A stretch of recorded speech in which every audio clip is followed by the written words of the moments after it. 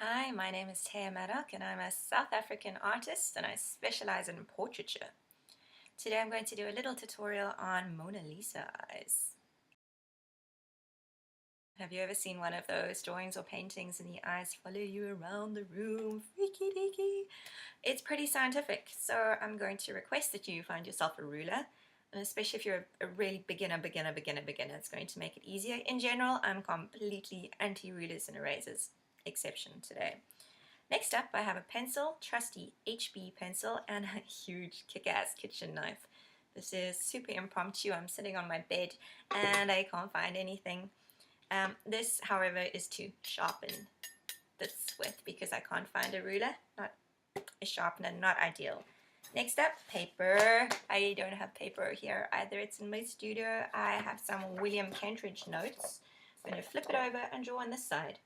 There are two directions to keep your paper, not really like this. We either want it this way or this way.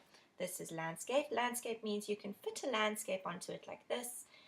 Think of a rolling ocean. You want to make the whole thing fit on, or some beautiful mountain range. Okay, you want to fit it on like this. And then you have it this way, which is portrait mode. This way it's going to cover my face. Where's my face? There's my face. Where's my face? There's my face gone. Okay, it fits, all right.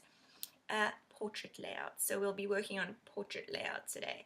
Nextly, when you're doing a portrait, please don't just do a head. So many of my students just do a head and it looks ridiculous. It's like, where's the rest of my body? Okay, you don't have to do a whole body, but base it on something. So neck's good.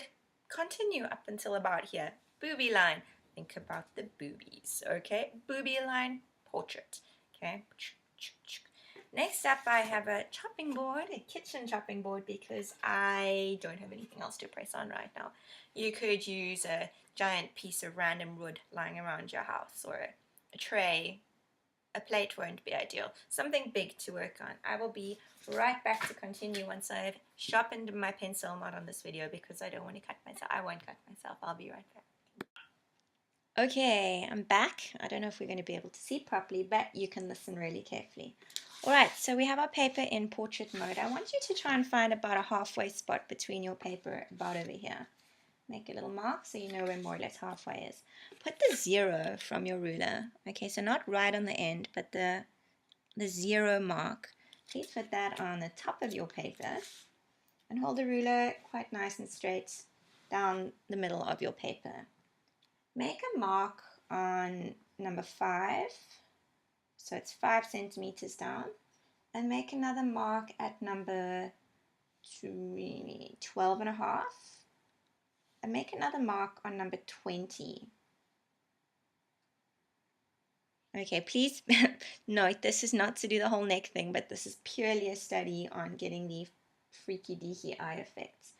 Okay, so we have 3 marks down on our paper. Now I'd like you to flip your ruler horizontally across your paper. Try to keep it nice and straight, nice and perpendicular to the other marks that you've got.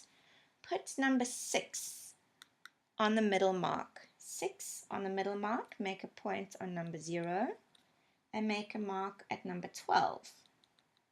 Okay, so now you should have, if I make my marks a little bit bigger, you're going to have what looks like the marks to form a cross, and therefore don't fall off.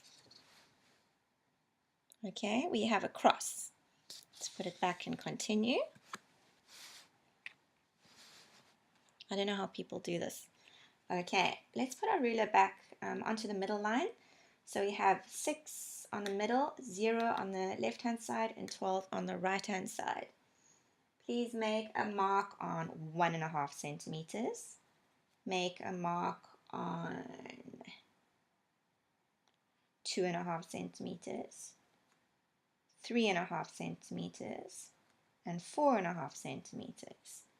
Then make a mark on 7.5 centimeters, 8.5 centimeters, 9.5 centimeters, and 10.5 centimeters. Okay, so what we have now is something that looks like this.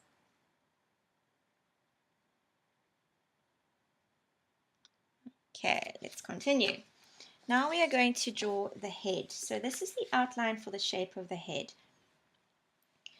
Remember that you can actually keep like a book on top of the head.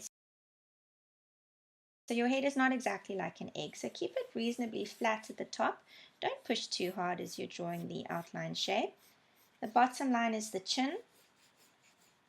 It heads out to the outer corner, which is the right hand line, and up to the top again.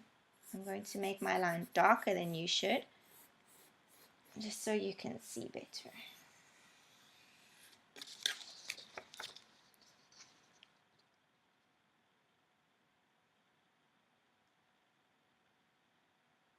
Okay, now we're going to start putting the eyes in. All these little dots that we have are going to represent the eyes. We're going to start on the left-hand corner, mark over here, and we're going to skip 2 dots and pull the eye around to the next one. Okay, so you can just make a basic shape of an eye for now. Start right on the corner, skip 1, and we'll do on this. Oopsie, we'll do the same on this side. Once again, I've made mine a bit darker than you should. Work nice and light.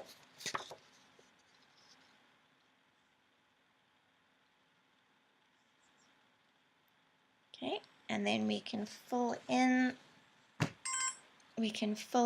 the pupils now, which will be the middle 2 dots in between the iris, at least between these 2 over here. Try and make it so that it touches the top and the bottom.